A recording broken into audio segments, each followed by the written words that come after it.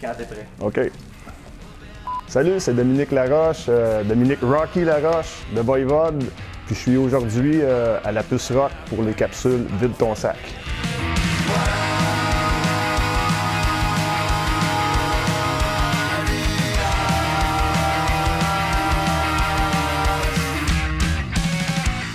Alors, je vais commencer par un album dont la pochette...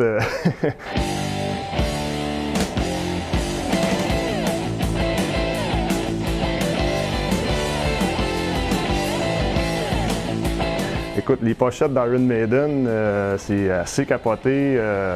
C'est sûr que j'ai été premièrement charmé par leurs pochettes avant leur musique, je crois.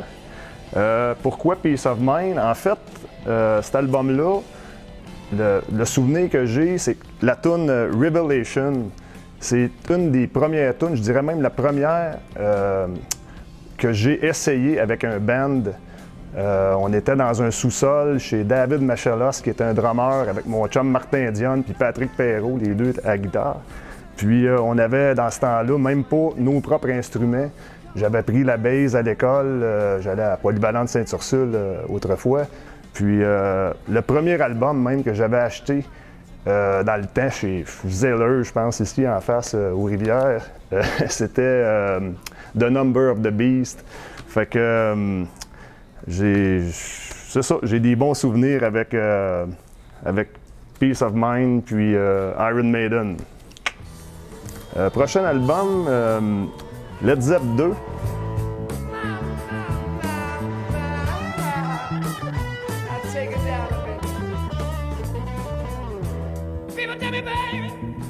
Avec la tune The Lemon Sound and Whole Lotta Love.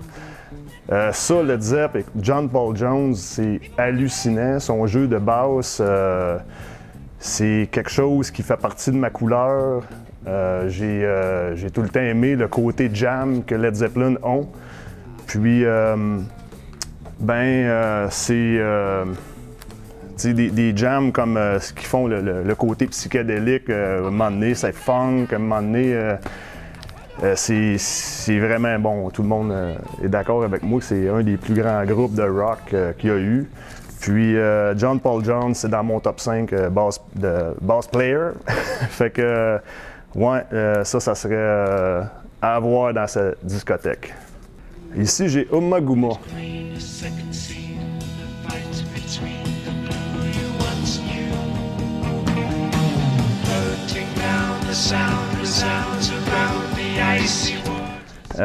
Ça, c'est un album que j'ai découvert, je vais avoir 15 ans, qui est assez... il y a un side qui est live, puis l'autre côté qui est plus, je dirais, contemporain. D'ailleurs, c'est pas tout le monde qui réussit à écouter le side qui est un petit peu plus jam contemporain avec des trucs où c'est dur un peu de catcher qu'est-ce qui se passe. Ça a l'air d'être n'importe quoi, mais quand tu le réécoutes, à un moment donné, c'est quelque chose qui probablement m'a formé l'oreille à avoir une ouverture de dissonance où ce que j'ai probablement... J'ai voyagé beaucoup avec cet album-là. C'est à écouter dans des écouteurs, tout seul. Puis, ce qui est spécial aussi, c'est qu'il y a la tune Astronomie de même qui est sur ça. Puis, c'est une version live. Puis, c'est une version, en fait, que le groupe Voivode, à l'époque, sur Nothing Face, ont repris. Puis, c'est une version... autant la version live que la version de Voivode, c'est une tune hallucinante. C'est la tune, probablement, qui vient me chercher le plus de Pink Floyd. Puis avec Syd Barrett. Puis ouais, celle-là, cet album-là, c'est aussi pour les fans de musique, autant live que contemporain, de Pink Floyd, c'est à avoir. Bon, ici, Offenbach. Offenbach, ben, c'est le rock and roll québécois. On s'est bien amusé pendant le premier morceau. On a dansé du rock and roll puis on a trouvé ça drôle. Je suis un rocker.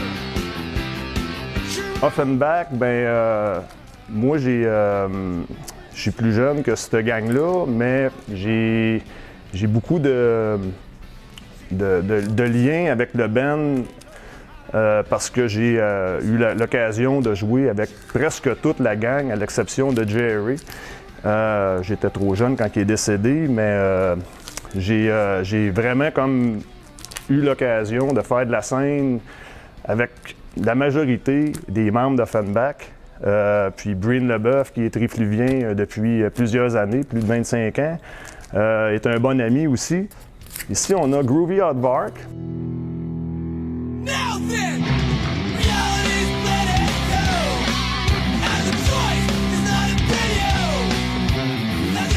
Moi, mon souvenir, c'est dans le temps des démos, peut-être en 87, 88. Puis d'ailleurs, là-dessus, c'est peut-être pas la version démo. Ant Have No Chance, qui est une toune que je m'amusais à jouer la guitare dans le temps. J'avais comme repiqué la guitare, puis c'est Groovy Aardvark avec Vince Peake, c'est une énergie incomparable quand tu vas voir ça live. Puis c'est un band pour qui j'ai beaucoup de respect aussi, qui viennent un band québécois. Puis c'est dans la discothèque aussi. Bon, Jaco Pastorius.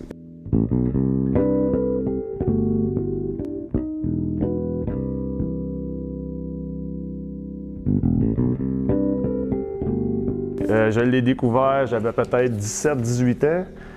À l'époque, j'étais en basse au cégep à Trois-Rivières, puis c'était Marc Langis qui m'enseignait la basse, puis il m'avait donné quelques albums à écouter, puis je me souviens que celui-là en faisait partie. J'ai pas tout repiqué ce que Jaco fait, mais il m'a influencé beaucoup. Il fait partie de ma couleur au niveau du doigté aussi. À ma manière, j'ai essayé d'apprendre ses tunes. C'est du gros stock là-dessus. Il y avait la tune Portrait of Tracy, qui est une tune avec les harmoniques. Puis en tout cas, ça, c'est unique. Jaco a fait avancer l'instrument, a fait évoluer la basse électrique. J'ai beaucoup de respect pour lui. Puis ça aussi, tous ceux qui jouent de la basse, ayez ça dans votre discothèque. Et même la tune Come On, Come Over, c'est de la bonne musique. Ici, j'ai Black Star, David Bowie. C'est sorti, je crois, 2 jours avant son décès. Look up here, I'm in heaven. I've got scars that can't be seen. Ça vient me chercher. J'ai un lien avec aussi mon père qui est parti pas longtemps avant. C'est quelque chose que j'ai écouté, je l'ai découvert, j'étais en tournée avec Voivode à ce moment-là et je l'écoutais matin, midi, soir dans mes écouteurs. Tim Lefebvre, je crois, qui joue la basse là-dessus. C'est hallucinant ce qui se passe sur cet album-là au niveau de l'instrumentation, l'attitude de sentir que Bowie sent que la fin s'en vient, mais on dirait qu'il fait un pied de nez à tout ça. C'est quelque chose qui vient me chercher profondément. Toutes les fois que je l'écoute, c'est très intense au niveau de l'émotion que je vis par rapport à cet album-là. Puis musicalement, c'est tous des génies de la musique, des top musiciens. Je vous le recommande aussi. Pour moi, j'avais pas vraiment fait le tour de l'univers à David Bowie. Ça m'a permis d'explorer des trucs que je connaissais pas par après. Mais cet album-là, pour moi, c'est ce qu'il a fait de plus hot.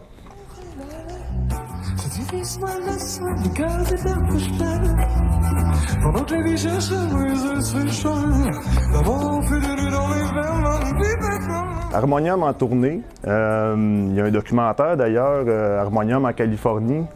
Moi, ben, ma relation avec ce groupe-là, j'ai découvert Harmonium. En fait, je savais que c'était dans la discothèque chez mes parents, mais j'ai compris ce qui se passait plus vers l'adolescence, 15-16 ans.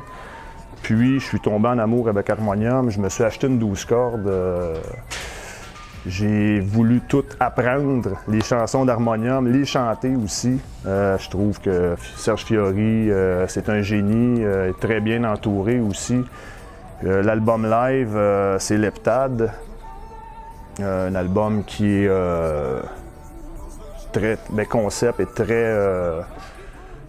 très intense au niveau des textes. Je pense à la chanson L'Exil, là, c'est assez deep, mais c'est une poésie hallucinante. Puis musicalement, ils ont quelque chose. Ils sont allés tourner sur la côte ouest des États-Unis. Puis je me souviens dans le documentaire qu'il y a sur Harmonium en Californie. Tu as des Américains qui sont là, puis ils ne comprennent pas vraiment de quoi ils parlent, mais il y a tellement une vibe sur scène, ce que le groupe dégage, que Serge Fiori dégage comme énergie.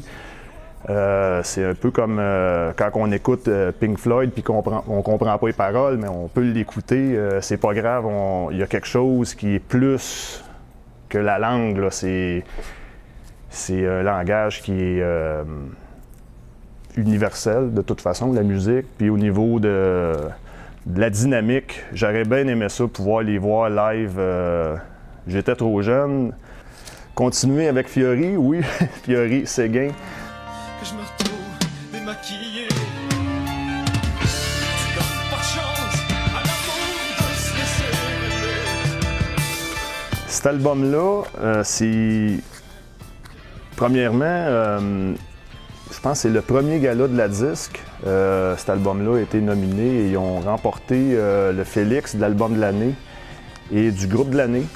C'est un album d'une maturité hallucinante. Le team est soudé, il y a une chimie. C'est incroyable l'énergie entre Serge et Richard Séguin. Séguin, la toune Illusion sur cet album-là, c'est probablement la prestation de sa carrière pour moi. On connaît toute la toune Viens danser aussi, qui a été le succès radio. Michel Dion, à la basse, il fait un travail hallucinant. Avec Denis Farmer, qui est drummer là-dessus. Moi, cet album-là fait partie de mes influences musicales. Ça a probablement, c'est ça, j'ai gagné beaucoup de maturité en écoutant Fiori Séguin, puis c'est 200 nuits à l'heure, un album à avoir dans sa collection. Napalm Death. Là, on contraste.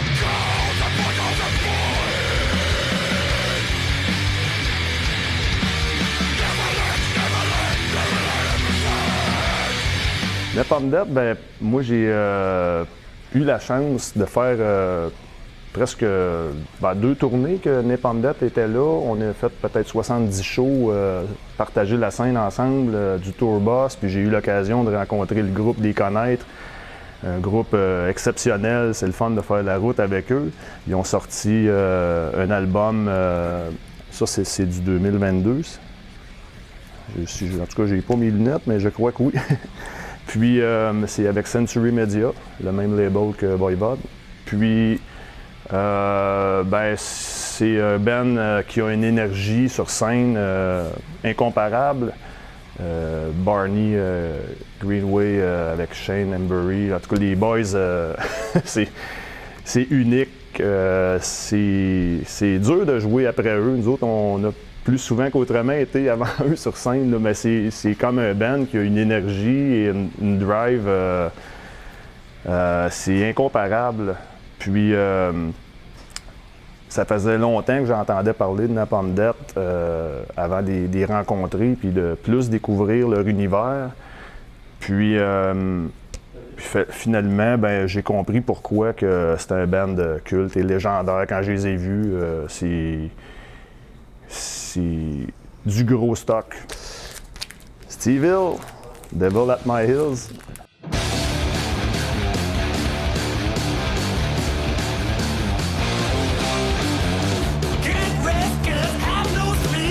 Ben, c'est pas pour plugger que je joue là-dessus, mais Steve, c'est un bon ami de longue date. On a commencé même ensemble à faire de la musique. Puis cet album-là, ben, il est allé dans mettons, un créneau beaucoup plus heavy, hard rock. On a fait ça homemade dans le sous-sol, chez eux. Il a passé des heures à travailler là-dessus, sur la création des tunes. On a fait plusieurs versions avant de s'entendre sur les bonnes versions, puis ça a donné quelque chose d'assez capoté. Avec Martin Lavallée sur le drum, on était un power trio. Puis c'était une maudite belle époque. C'est pas longtemps quand même, il y a eu peut-être 2 albums après celui-là, avant qu'il fasse le One Man Band avec les solo recordings.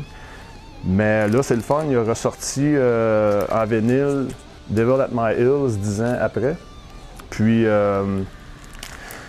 ben, c'est de quoi que je suis bien fier d'être dessus. Puis, Steve, ben, c'est un de mes chums, mais c'est un virtuose hallucinant. Bien fier de Steve. Puis, ben, ça aussi, si vous pouvez vous procurer l'album, c'est du gros stock, c'est pas mal plus élevé que ce qu'il fait blues, mais c'est en lui, puis cette énergie-là, ben ça y va bien. Fait que Steve Hill, Devil at My Heels.